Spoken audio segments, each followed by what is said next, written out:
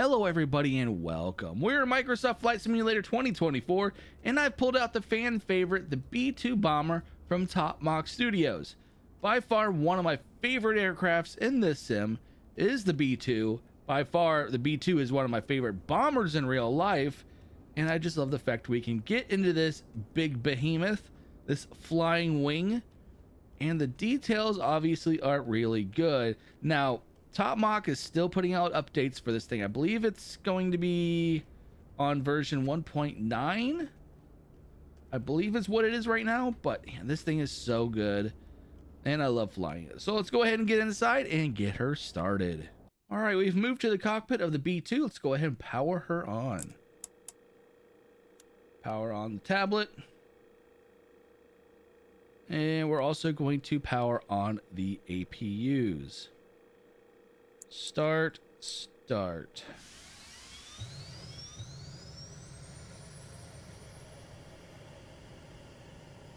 APUs are online, which makes our instruments come alive.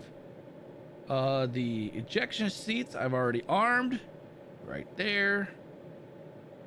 Anti-skid, let's go ahead and turn that on. So the APUs are live. Let's go ahead and also pitot heat's on. Power to the right and left and right power packs.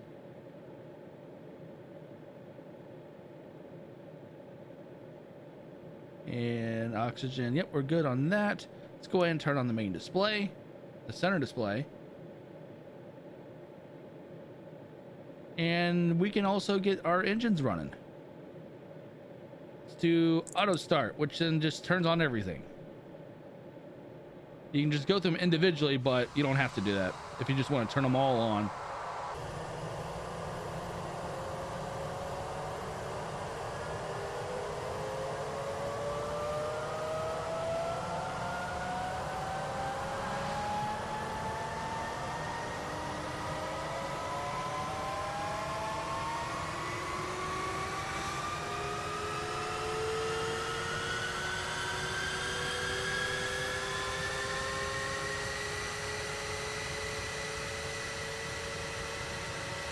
All right, engines are started. Let's go ahead and flip on the generators. Generators are active. We can also disengage the APUs. Let's go ahead and turn them off. APUs are spooling down, which eventually, yep, there goes the flaps on both ends. All right, so looking good on that. Got power to the engines. Let's go ahead and turn on the bleed. All is active. And let's see. Let's go ahead and also turn on the FCS built-in test.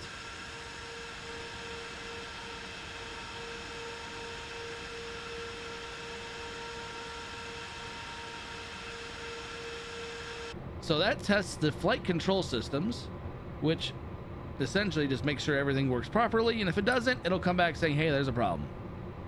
I believe that's all we need to do. Let's go ahead and just make sure everything is good. Anti-collision lights are on.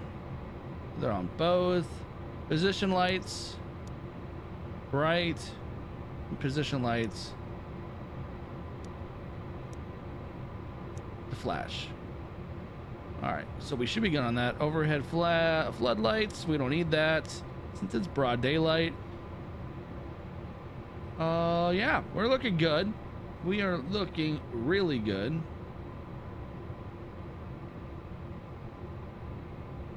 Let's go ahead and start our taxi. Wheel chocks come off.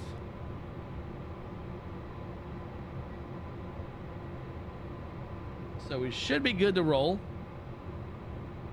And I'll see you at the runway.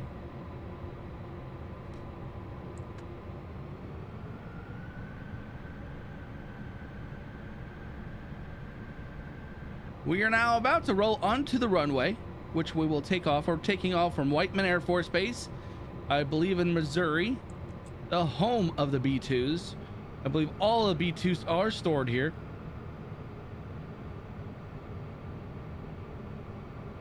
But let's go ahead and do full throttle.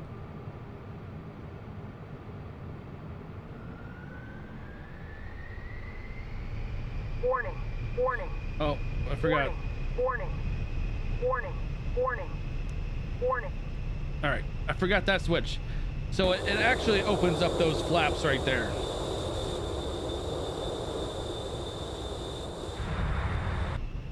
All right, yeah, we forgot that. Luckily, we remembered as we're taking off. All right, we are going 140 knots. Let's go ahead and lift the nose, and we're up. Gears up. Unsafe.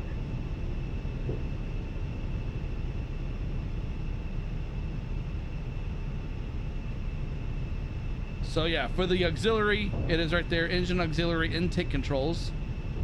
That is what you need to have clicked prior to takeoff. All right, we're already going about 240 knots and climbing, and we're also going about 2,000 feet almost.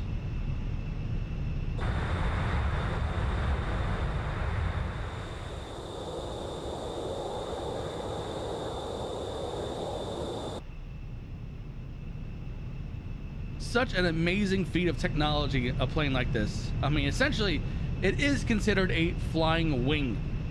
So it has no fuselage, no tail. It has a distinctive design that helps reduce from radar signatures. Now, it is required, though, that this thing has a complex computer system to control its fly-by-wire systems to maintain stability. So thousands of calculations are done a second by the computer to keep this plane stable in air. So we're going 320 knots. We're going to go ahead and reduce the power a little bit. Don't want to build up too much heat into the engines.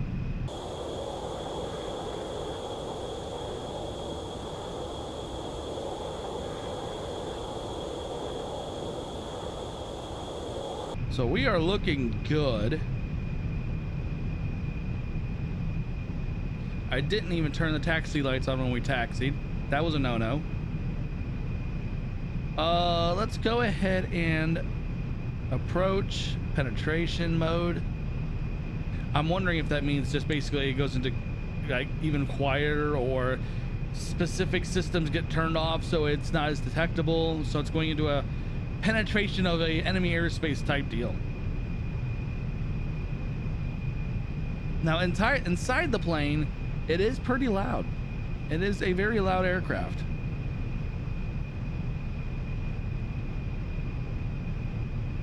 Some additional information here. Flight plans. I've never really messed with any of this stuff.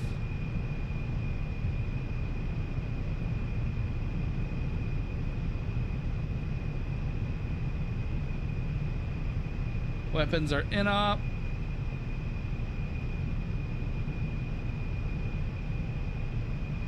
.221 knots. We're climbing about 16,000 feet now. We're gonna go ahead and start leveling her off a little bit, but we're gonna still continue to climb. Some additional information is that this thing has 4 engines. Now, when you first look at the aircraft, you don't really think it has 4 engines because it has the 2 inlets or intakes right here. You would think that's just 2 massive engines, one in the left side or right side, this is right here, and one in the left side right here.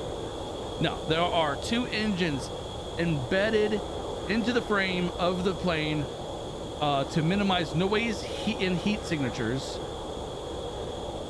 At air shows, you often won't hear it until it passes overhead. So it's an aerial ghost, its nickname is. So yeah, once it passes by you, then you hear it. So it's a ghost in the sky. That is what's nuts about this plane.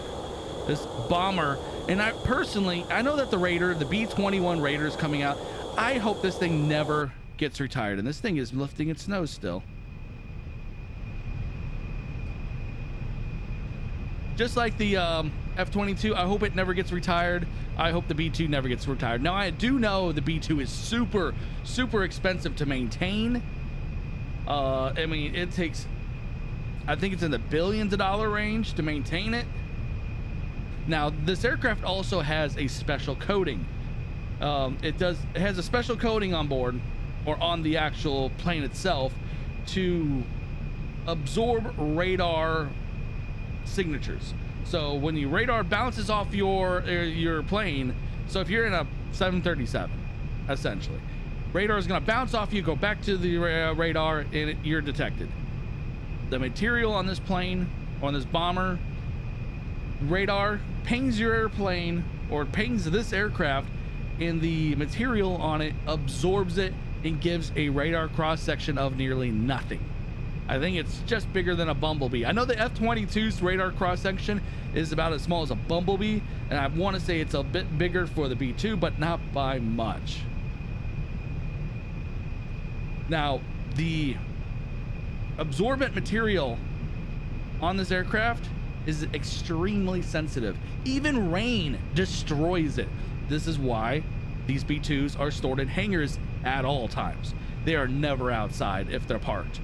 The rain destroys the material. It's something new I'd found out too. I didn't realize rain actually would damage or destroy the absorbent material. Probably why also the F-22s are stored inside.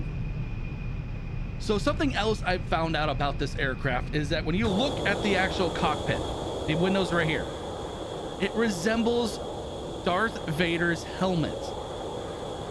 So was that intentional? But no, I've actually read about that online, that it actually resembles Darth Vader's helmet. Something cool. So it has some sci-fi ties to it, essentially. It's really interesting. So right now we are being detected by radar because these are up. These are out, so we're being detected. So we're not in stealth mode. Stealth mode is when these right here are completely retracted into the wing, which I believe is done by this. Let's see, bright. Is it that one?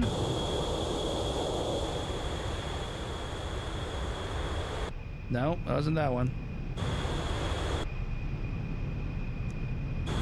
That one. So right there it says RETR. I'm assuming that means retract. So once you click on that, pops back out. Let's go ahead and go to stealth mode, pulls back in. So right now radar is having issues trying to pick up on us. So we're approaching 30,000 feet, running about 214 knots. Now this aircraft also is designed for some long missions. So I believe the longest combat mission, at least online it's saying 70 consecutive hours in the air. I know they just had a recent mission with Iran, the bombing in Iran, which was back in the spring? Good grief, I forget what time of year that was in. But that probably was the longest, or close to hitting that record. I don't remember. But right now what it says online is right now 70 consecutive hours in the air is the record for this plane. Now obviously it can't stay in the air that long on one tank. It's going to have multiple refueling points en route. So, and this plane also, like the B-1, operates off of a crew of 4, I believe. This bomber operates off of a crew of 2. You have your mission commander, I believe, and then the pilot. There's just a lot of fun things about this plane. This plane's got so many fun facts. So the range on this aircraft is 6,000 nautical miles. That's nearly 11,000 kilometers without refueling. After that, you can extend it on and on and on. Now, this thing requires a ton of maintenance in real life. This thing is a very costly plane.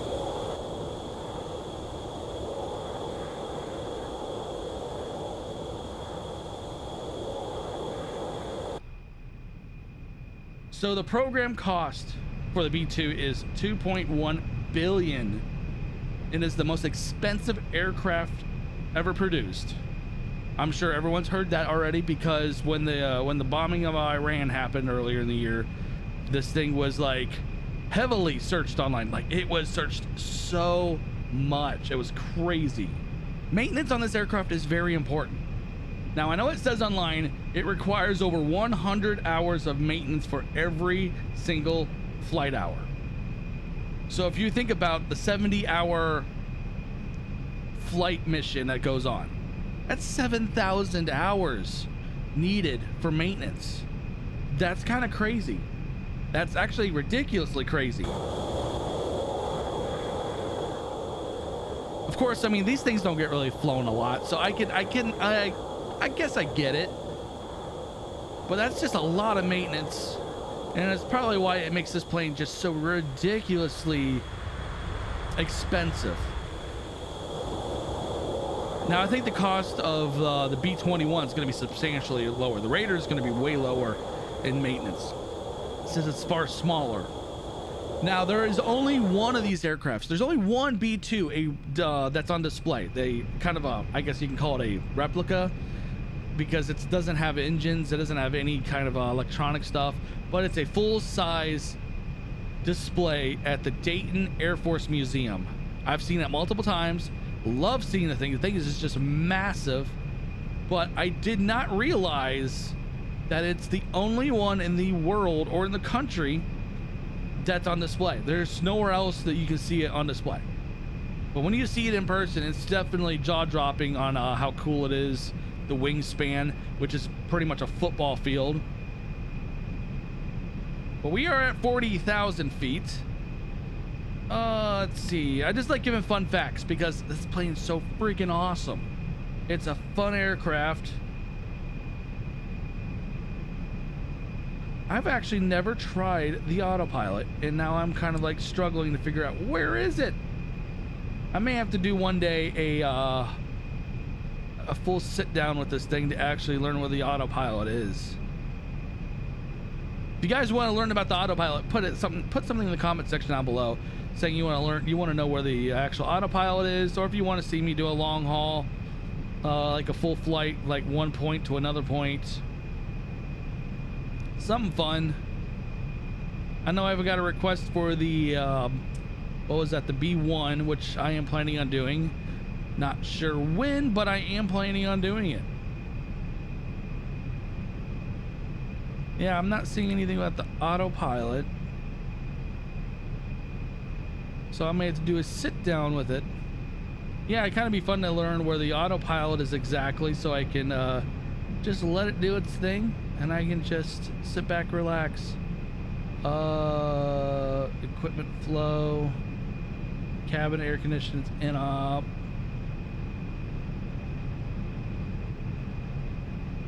So let's go ahead and open up the bomb bay doors below.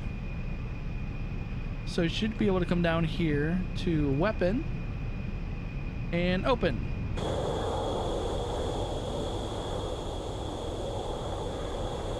And there they are. That is the bomb bay doors. They are open, looking real good. We're in the spirit of Ohio. Go figure, right? I'm from Ohio. Gotta represent Ohio. But that is the bomb bay, so let's go ahead and close them up. Now, obviously, when you open the bomb bay doors, your radar cross section lights up on radar like a Christmas tree. Anything that reduces the profile of the plane, you're gonna light that radar up like the 4th of July. Yep, I love this bomber though. Top Mach did an outstanding job, and if you haven't picked it up from them yet, pick it up. It's worth it. So here's the toilet, and like I said on the B1 video, you never take a number 2 on a plane like this. The whoever your co-pilot or your pilot, mission commander, whoever he is, or vice versa, they're gonna hate you the entire flight, especially if you're on a long mission that's 70 or more hours. But this is what the toilet, they actually modeled the toilet, even the sound. Yep. And they also put a microwave in the back. And where is it? Did they put the microwave? I thought this one had the microwave. Maybe I was, nope, there it is. There's the microwave, and there's a hot pocket.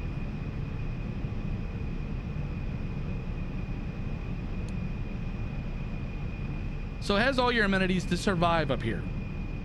And there is also a little area, I think it was right here, where you can sleep, and you can lift the toilet seat.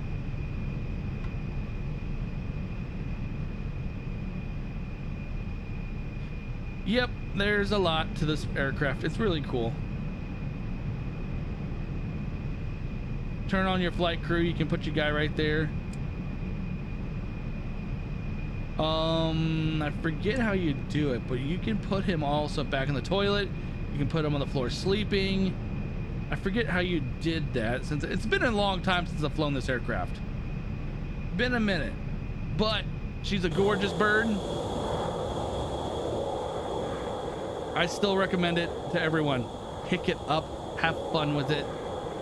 It's just fun to fly a flying wing. We're gonna rock the wings.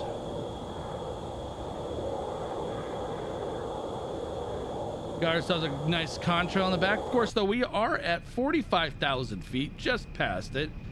So we are high up there. This is a subsonic plane, so it's not supersonic. It doesn't go nearly as fast as what the B-1 does. That's a Mach 1.2 aircraft. Even though the B-1 is also a really big bomber. Not as big as the B-52. B-52, I'm waiting for it to come on to 2024. I haven't seen it pop into the marketplace yet, and hoping to get it relatively soon. Now, I know that MS Scenery has a B-52, and I urge you, stay away. Do not touch it. Never, ever touch the damn thing. Pardon my language. It is worthless. But I think we're going to end it here. If you haven't liked and subscribed, hit that button right now. I know I probably should have said that earlier, but you know what? I don't like to really throw that out there very often at the beginning of the video. But yeah, it helps out a lot. We're almost at 10,000. At the time of this video, it is at 9,994. So close. Hit that button. Helps me out a ton. But we are also going to be coming up some new concepts. We're not going to just do flight sims here now. So Jurassic World Evolution 3 has been nominated as the simulation strategy game of the year. Nominated. Don't know how that's a simulation game, but it's a simulation game apparently. We're going to do some cool battles. We're going to build a I'll build a new park that's designed around the dinosaurs fighting. Whoever wins gets to survive and live out their lives in the park. So it's fun little concept. And I'm also thinking about doing farming simulator and a few other things. Just let me know in the comment section below what you want to see, and I'll see what I can do. I'll catch you in the next video. Later.